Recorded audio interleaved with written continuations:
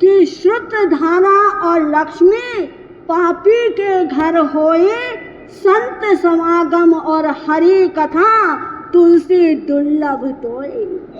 श्रुतधारा यानी श्रुत का ज्ञान, श्रुत कहते हैं अक्षर को। अक्षर का ज्ञान हर व्यक्ति प्राप्त कर सकता है। लिखना पढ़ना हर किसी को आ सकता है। कोई भी कहीं भी किसी भी वय में शिक्षा अर्जित कर सकता है और वो शिक्षाओं के द्वारा वो अपने आजीविका के साधन भी जुटा करके धन भी कमा लेता है। ये श्रुत ज्ञान होना और इसके साथ लक्ष्मी होना कोई बड़ी बात नहीं है। ये तो किसी पापी के घर यानी कोई कसाई है उसके वहाँ भी आपको देखने को मिल जाएगी। लेकिन संतों का समागम होना और उनका सानिध्य पाना, उनकी वाणी को सुनने का दुर्लभ संयोग हर व्यक्ति को नहीं मिल सकता। हर व्यक्ति ना तो संतों का सानिध्य प्राप्त कर सकता है, ना संत के पधारपन होने पर उनके मन में खुशियाँ उत्पन्न हो सकती है। ये भी जिसके पुण्य के जोर होते हैं, जो मात्र धन को प्रायोरिटी नहीं, धर्म को भी 50% ही चाहे प्रायोरिटी देता हो, वो ही व्यक्ति संत का समागम होने पर हर्षित और प्रसन्न हो सकता है।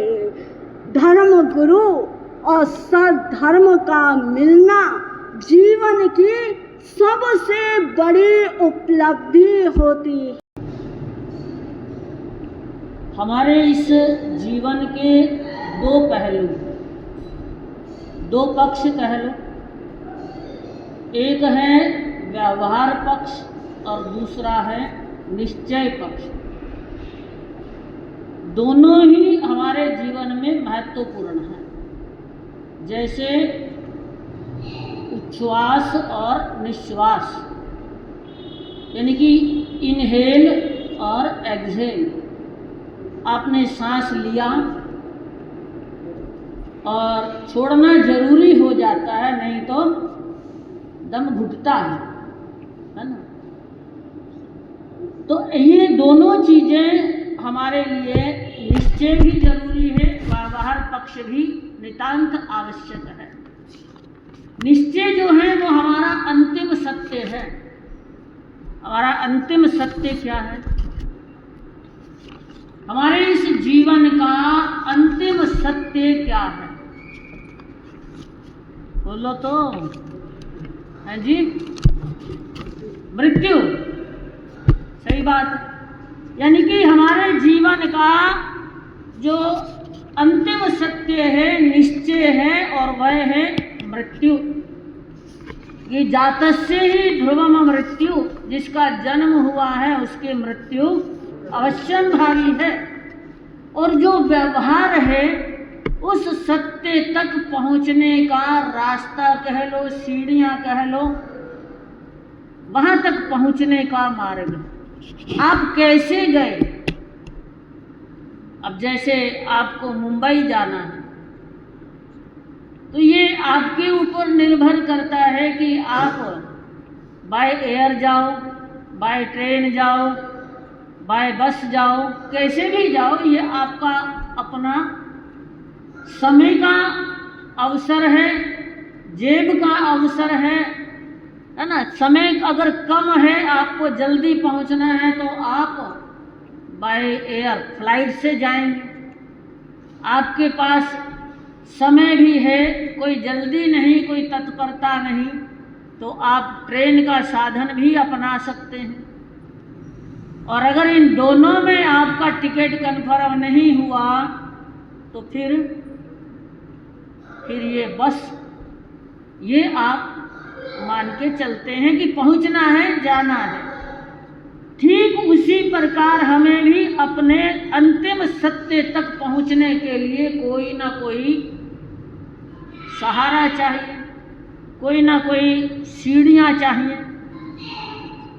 अगर मैं आध्यात्मिकता की बात करूं तो हमारे जैन धर्म कहता है कि ये गुण स्थान का आरोहण करना, अंतिम लक्ष्य तक पहुंच जाना, 14वें गुण स्थान तक पहुंचना। कोई ना कोई आलंबन चाहिए, उसमें हमारे पास धर्म का आलंबन, धर्म की सीढ़ियां, व्रत नियम पचकान की सीढ़ियां, ये सब चाहिए। लेकिन इसके साथ साथ उन सभी को पालन करने के लिए हमें अपने जीवन में, समाज में रहते हुए कुछ व्यवहार भी पालने पड़ते हैं, कुछ व्यवहार निभाने पड़ते हैं। आप सदगृहस्थ हैं, अड़ोसी पड़ोसी के साथ भी व्यवहार निभा के चलते, घर में रहकर प्रत्येक सदस्य के साथ आपको उसी तरह व्यवहार निभाना पड़ता है। लेकिन आजकल की स्थितियां बदल गई, न तो सेठ का कर्मचारी के साथ कोई तालमेल है। हालांकि बहुत प्रयास करते हैं ये बड़े बड़े जो बिजनेसमैन हैं, बड़ी बड़ी कंपनियों के मालिक हैं, आजकल ऑनलाइन जो सारा कुछ देखा जाता है कहाँ क्या चल रहा है, ये एक तरीका है उनसे संपर्क बनाए रखने का कि हमारा कर्मचारी ऑन ड्यूटी है या नहीं है, हाजिरी लगाकर कहीं इधर उधर तो नहीं है। ये सब बातें जो हैं एक प्रकार का तालमेल बनाए रखने के लिए हैं, और ये तालमेल बनाए रखना अपने व्यवहार को चलाने के लिए ये अत्यंत आवश्यक हो जाता है। लेकिन होता क्या है, दो मित्र, दो पड़ोसी और दो समाज, दो राष्ट्र, ये आपस में व्यवहार निभाकर नहीं चल रहे। आपको अपने पड़ोसी का पता नहीं है, गांव में तो फिर भी पता है। जो पुराने बुजुर्ग हैं वो एक नाम लोगे तो आपको बता देंगे कि फला फला मोहल्ले में, फला वास में, वहाँ पे वो रहता है, इतने बच्चे हैं, ये भी यहाँ रहते हैं, नहीं रहते, वो सारी बात बता देंगे। लेकिन बड़े बड़े शहरों में, पूना है, मुंबई है, जयपुर है, दिल्ली है, एक ही मल्टी स्टोरी बिल्डिंग में रहने वाले, अलग अलग फ्लैट में रहने वाले, वो भी आपस में एक दूसरे को नहीं जानते, नहीं पहचानते कि पड़ोस में कौन रह रहा है और क्या कर रहा है। यानी कि आपस में तालमेल ही नहीं है, मानवता का रिश्ता नहीं।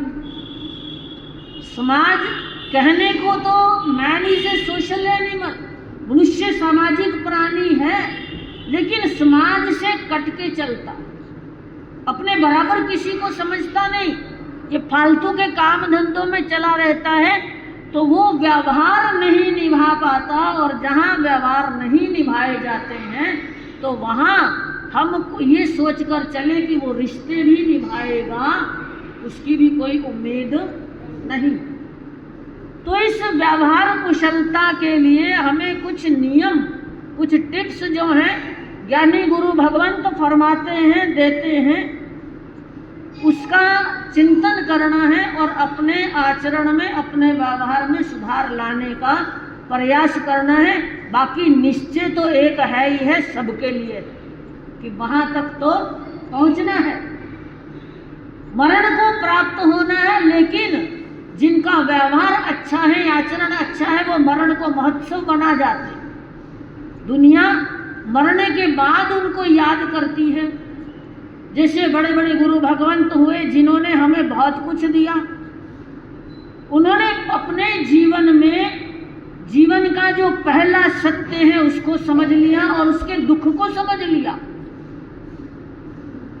पहला जन्म हुआ, जन्म का दुख होता है, माँ को होता है, बच्चा भी जन्मने के बाद रोता है कि कहाँ इस दुनिया में फंस गया, है ना, रोता है वो भी। तो सबसे पहला दुख यही है, ये जन्म का दुख है कि इस दुनिया में आए और फिर वही जंजाल रहेगा, वही आरम सारम, वही नाते रिश्ते, वही मोह के बंधन, ये सारे चलेंगे। इस दुख को मान लिया, आप भी इस दुख को समझ चुके हैं।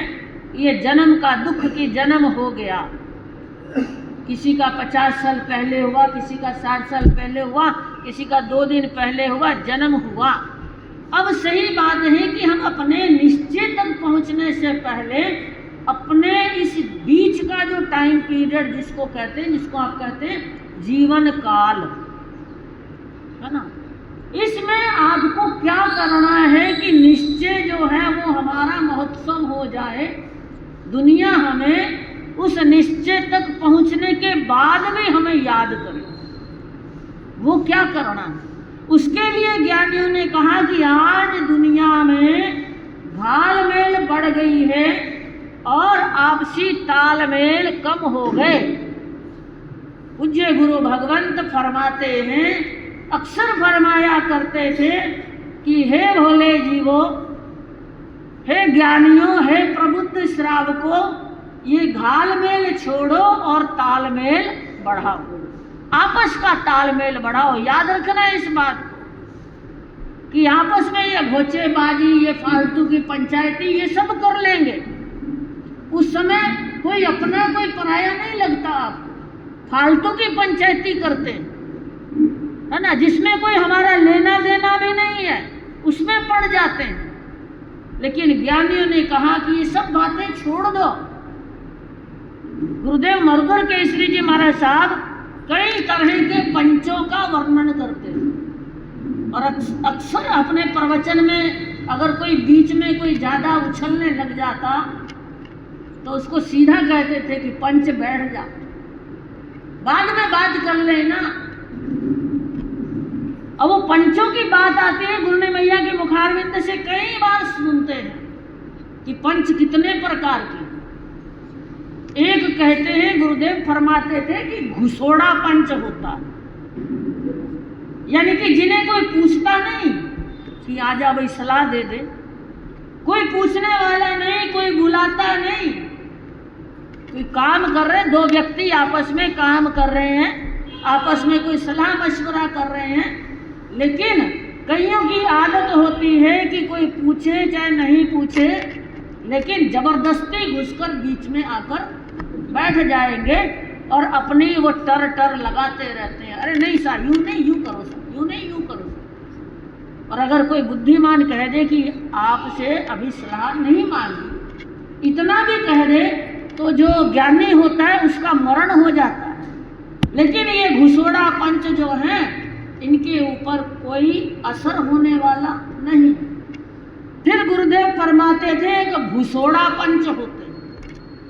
भूसोड़ा यानी कि वैसे तो कहते हैं कि श्वान भूसता है, भौंकता है, ठीक है, तो वो भूसोड़ा पंच होते हैं। जैसे कभी आपकी समाज की मीटिंग हुई, उसमें तो कभी आना जाना नहीं है, जाना नहीं, मीटिंग में बैठना नहीं, पंचायत बैठती है तो पंचायत में बैठना नहीं, लेकिन फिर क्या करते हैं, बाहर बैठे बैठे ये गली पे, पनवाड़ी की दुकान पे, चाय वाले के खोखे पे या किसी पेड़ के नीचे आपने अपने पत्ते खेलने के लिए वो बना रखा है मंच, वहां पर बैठते हैं और वहां संघ को, समाज को, पंचायत को, सबको बदनाम करने का काम कर लेते, यानी कि बेलगाम जुबान चलती जाती है। ऐसे पंचों का, ऐसे व्यक्तियों का भी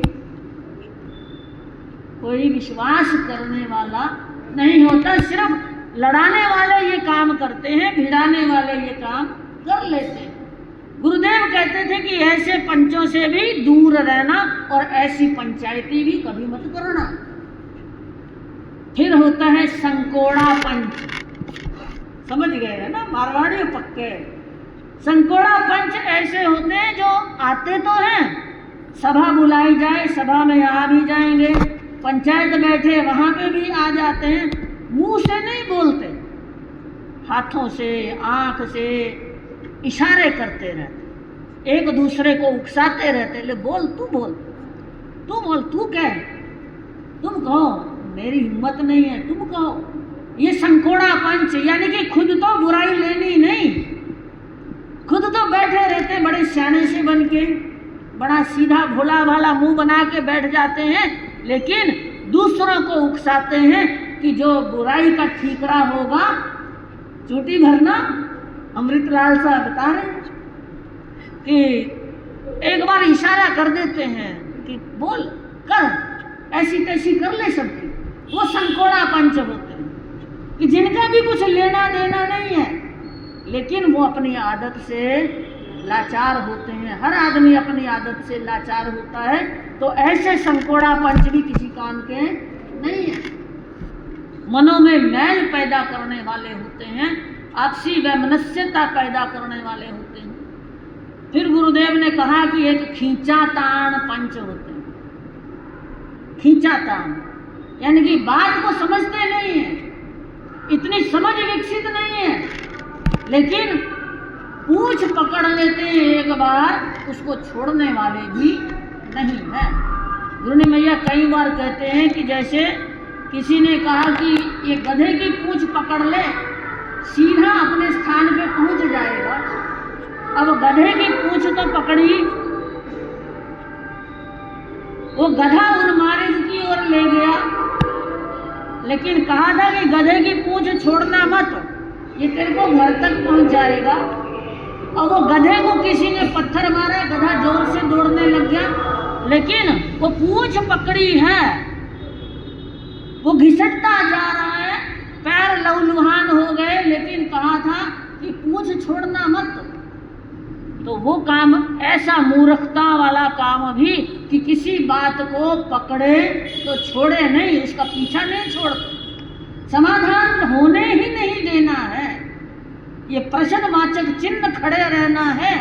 ये ऐसे खींचाताना पंच होते हैं। और फिर होते हैं धूल उड़ाऊ पंच, है ना।